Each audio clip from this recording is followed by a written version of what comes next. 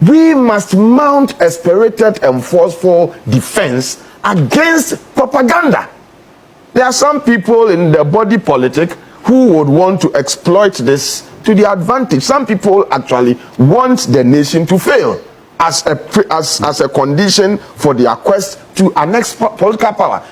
Minia mamena wase na mema wakwa ba question na person bibisa obepe anu yie e wo comment section ho enti e wo single Ghanaian na obetimi aka sa media Ghana nsem eda makoma so a wo ye very patriotic e wo Ghana memu ha na media menyi enisa because me ameti hey excuse me to say media mfato ho keke e bia me ye NPP ni calendary NDC for ene wa ban mu but mo me frɛ me na mo fa adwuma bi enhye me nsa na menya deliberate bi emfiri sa adwuma na meyɛ no emu. No matter what or time and the time NDC seme kasa e dia fa omo political party no ho nsem bia omo ya enko ye hu a menua ma no ebesesa because of what they have done to me sana megidi se wo a wo hwe me se obeka no kura wo so wo tie what you see enti calendar dia menyi ni se ye wo patriotic person bi e wo Ghana mem ho be ye na adwen se o me de se de asem no etie no no matter what se Mahama esidan e mame se ba wo mie wo se na do wo sidan mame kura na se wo ye bone a meka menua e be ye din e bi eni Ghana mem ha Professor Gyampo emna na NDC ewo opposition na do dan kwakufu adomo ewo aban mu no ye nyina ye te nsem a papa yi okan ye ewo Ghana mem ha but na o kan no na bebre na nso eye nokore but me de me haw ene se NPP ewo aban mu no na omo ye numa bia na enye na eye nokore na se okan ya etu betimi aka akere me se calendar die NDC omo ye ni na no eye 100% ana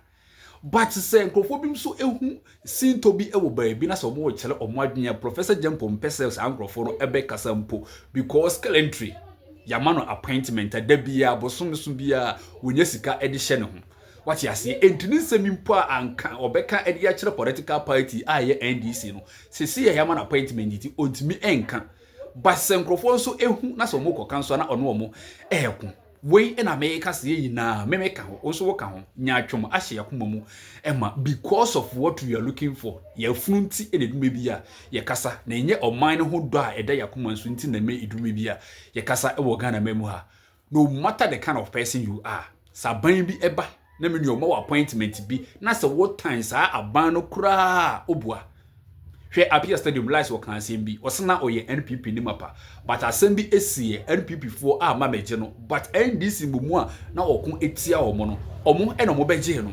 sesi ya me no kan se me no ebedi adanse se apia stadium oye NDC ni mapa because of what ni omo ye ma no nti ana secretary de wonya edifi party no munti e na oyesa sa na me no we mienu se nya da opportunity na odi ye ko NPP mu omu general secretary kura kona kofa no na ye man appointment sisi ya anhwa nyoma bi NDC for air no ontumi enka asemi America yi so be kana kura wona mi ebe ya adwen me ma me kasa enye tenti ma yenkune nkotie Professor Gyampo ne nsemu a waka e dia kyere Mr. Kofi Bento ene honorable Richard Ahiaba ne NPP4 wose NPP4 enya ya anka Ghana man no atete apansam no mo enya kwan aba aban mu biem enti woka ne nsem no ewie ye no menua honorable Richard Ahiaba nso odi nkomo bi mepesi yetie Richard Ahiaba ne nsem na oka ye no na yewia yetie Professor Gyampo ono nso ne nsem waka ediafa NPP political party no ene empire a wose wobo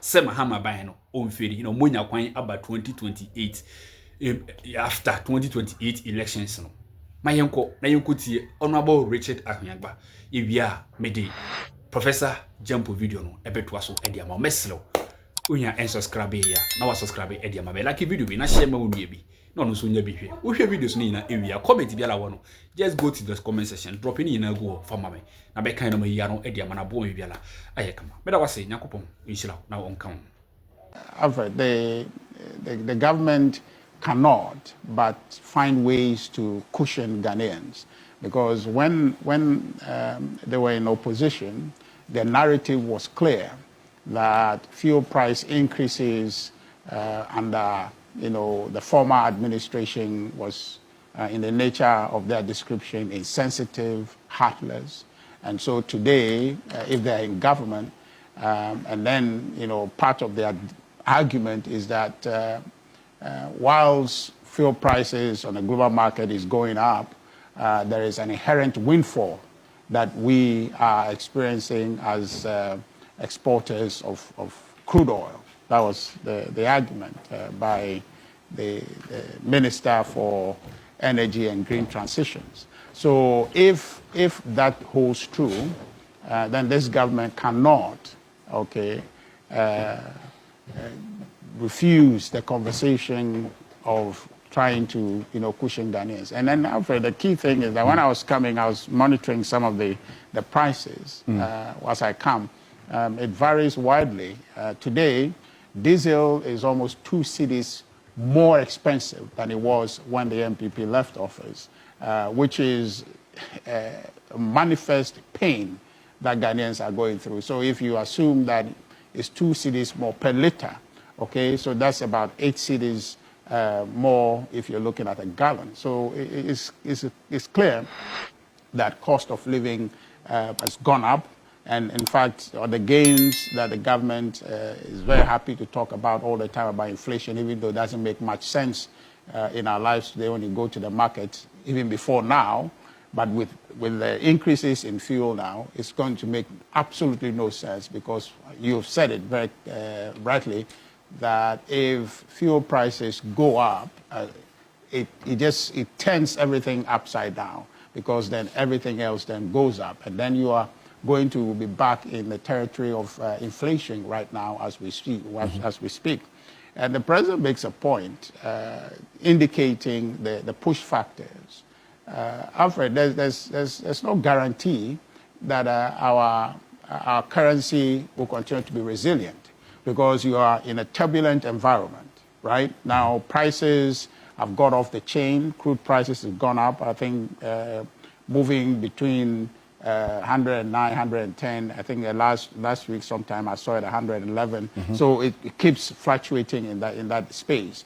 Now, if this continues and leads to inflation in other countries, say for example in the US, for example, which leads them to increase interest rates, then you know clearly that it's going to have effect on our currency, because then there will be inflation and our currency will be affected. And if the currency is affected, the one thing the president thinks that is a guarantee would go off the chain.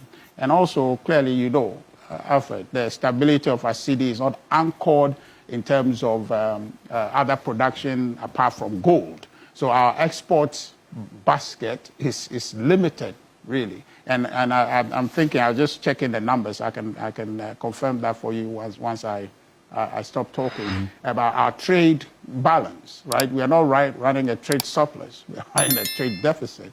And so, which means that you're running a trade deficit? Yeah, pretty much with the rest of the world. I'll check that. I'll check that. So in terms of trade, yeah, when you're running a deficit where your inflows are less than your outflows in terms of hard currency, your cedi really does not have that eternal stability that the president tries to speak about. So we're in a very uncharted territory.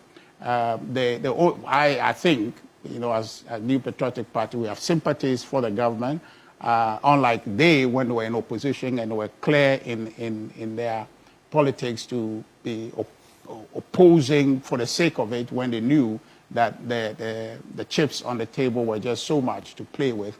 We have sympathies for them. I think the options of removing some of those levies, particularly right now, the road fund levy can be looked at. In addition to road fund.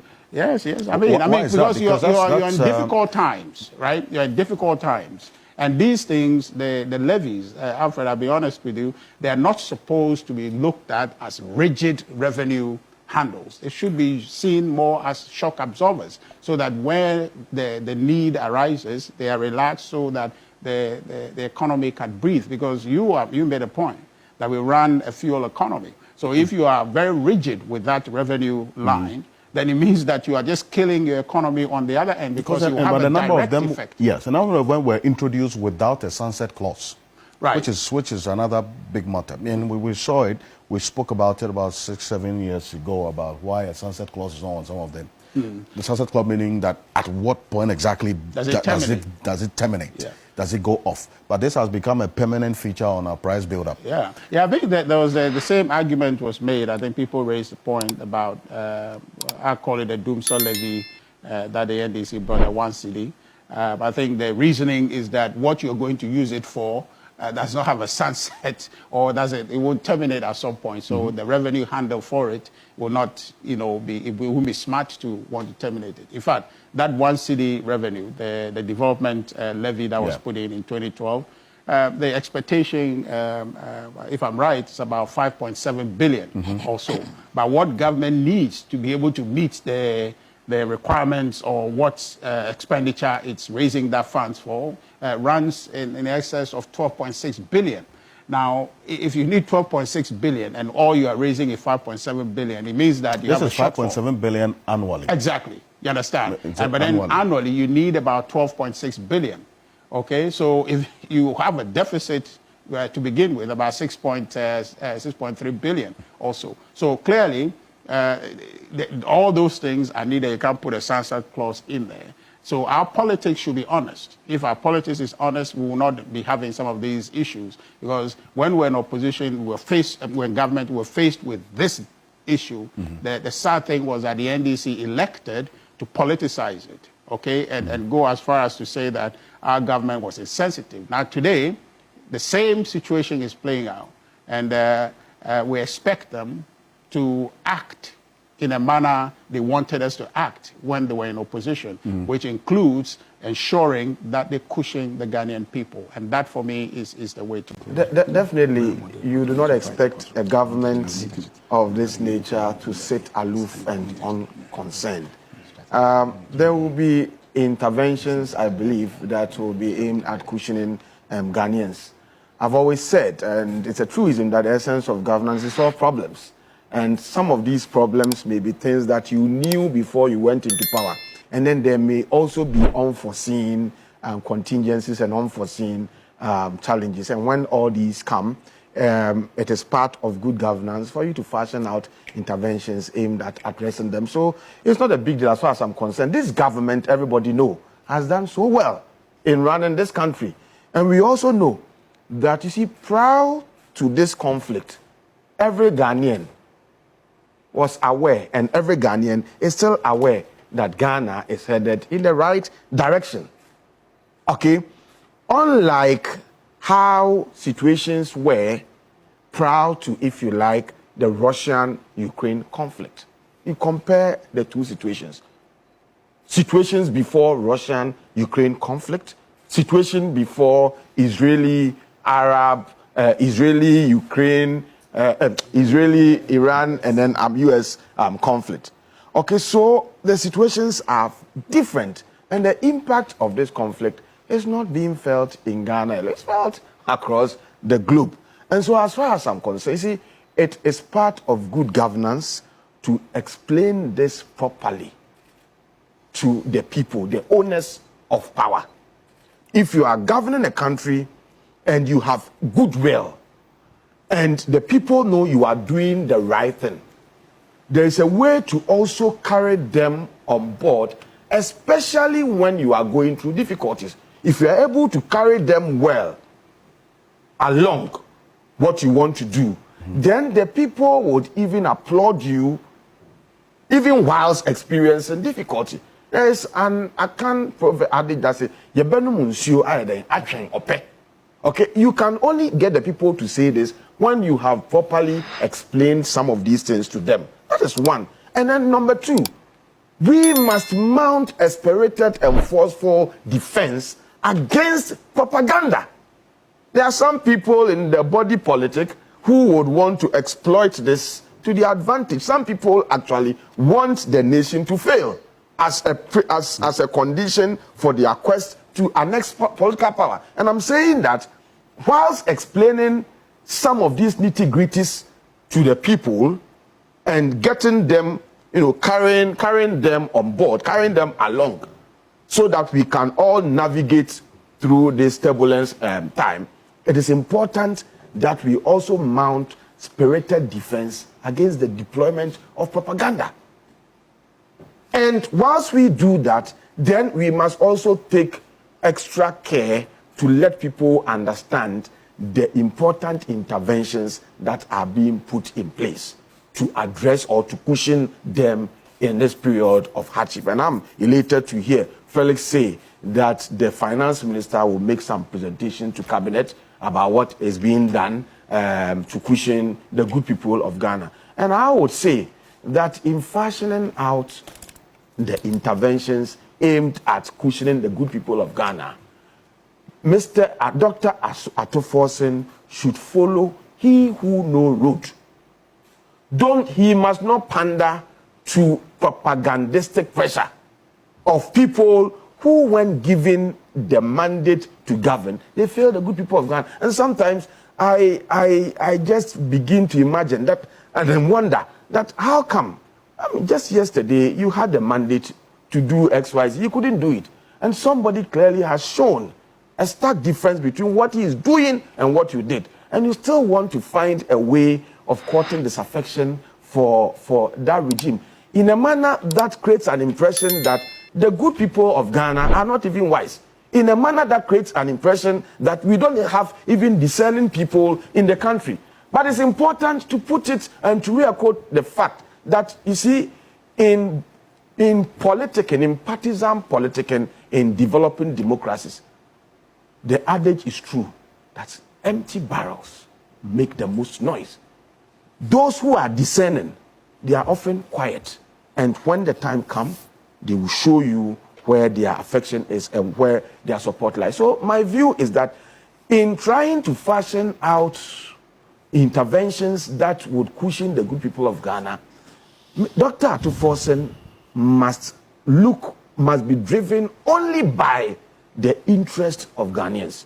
He must be driven only by the pledge, the fiduciary pledge to soften or to lessen the burden of the good people of Ghana. That is what, in my view, matters. The rest, no, we don't pander to partisan and propagandistic pressure from people who don't know roads. I don't think it should be the way to go. And because I'm saying so because sometimes you hear people talking about these guys are giving unnecessary pressure, and then there is a tendency to want to listen to. No. As far as I'm concerned, and as far as the good people of Ghana, I mean, you have this man, our man. Who's that? No, the one who's been doing the service. You mean Musa Dankwa? Musa Dankwa's survey clearly show how the people of Ghana feel about this regime. And everybody who is discerning, everybody who wants to look at things objectively, know that this government has run the country very well. And so if there are challenges, we must bear with the government. And in trying to bear with the government, people would not naturally give you their support. They will not bear with you if you don't go an extra mile to carry them along the process. They may fall to propagandistic pressure and other partisan sentiments that are expressed. Okay, if you do not go an extra mile to put in place a spirited mechanism that would aim at fixing the propaganda that may be going on. And I'm saying so because, look, it appears that the appointees of this government are focused so much or too much on the reset agenda. But given the kind of body politic we have in our part of the world, every appointee must learn to multitask. You focus on resets and then also focus proactively on dealing with matters of propaganda.